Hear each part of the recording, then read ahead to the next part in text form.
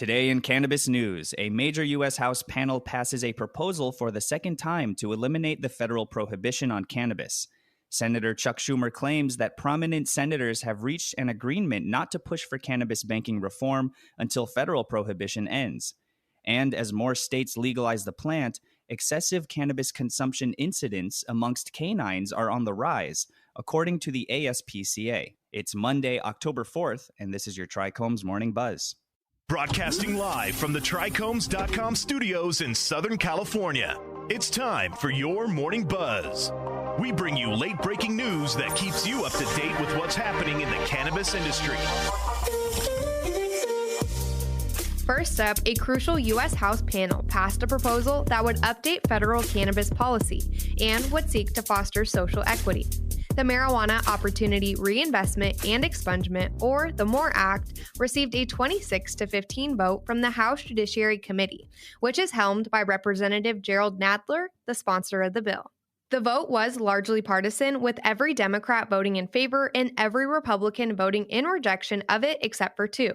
The bill would exempt cannabis from the Controlled Substances Act, enable those who have been convicted of cannabis offenses to have their histories wiped, and impose federal taxation on cannabis, with proceeds going to civic revitalization and related projects. The proposal now heads to the full House, which in December 2020 advanced a comparable iteration of the bill, but because the Senate did not take up that proposal, the new Congress had to restart the procedure from the beginning. Next up, in an interview released on the same day that a U.S. House panel passed the MORE Act, Senate Majority Leader Chuck Schumer stated that they, Senate Finance Committee Chairman Ron Wyden, and Senator Cory Booker have reached an agreement on obstructing cannabis banking legislation before a more extensive, socially equitable cannabis proposal progresses.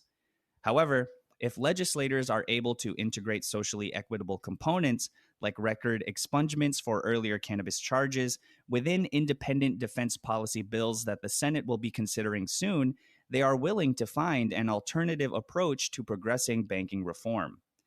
It's unclear if either bill would be supported by President Joe Biden if it reached their office, but Schumer stressed they'll be lobbying heavily. Last up, as per the American Society for the Prevention of Cruelty of Animals, although excessive cannabis consumption by dogs is not novel, the number of incidents is increasing as more U.S. states legalize the substance and its usage becomes more prevalent. According to the organization's Poison Helpline, instances of cannabis intoxication in canines has increased. Tina Wismer, a veterinarian and senior director of the ASPCA Poison Control Center in New York, says that nationwide call traffic for canine cannabis consumption increased from 1,436 to 3,923 instances from 2017 to 2020. The psychoactive impact on canines that take cannabis edibles meant for humans many times their body weight can be severe. Furthermore, numerous veterinarians say that if canines ingest substances found outside, those substances may be mixed with compounds other than THC, the primary compound in cannabis. That was today's Buzz. Thanks for listening. For more cannabis news and insights from industry professionals and a place to discuss these stories and others, visit Trichomes.com. And be sure to catch up with all of our other cannabis industry related podcasts like Hash It Out, Tech and Cannabis, or the International Cannabis Conversation wherever you get your podcasts. For Trichomes.com, I'm Devin Leal. And I'm RJ Balde, signing off.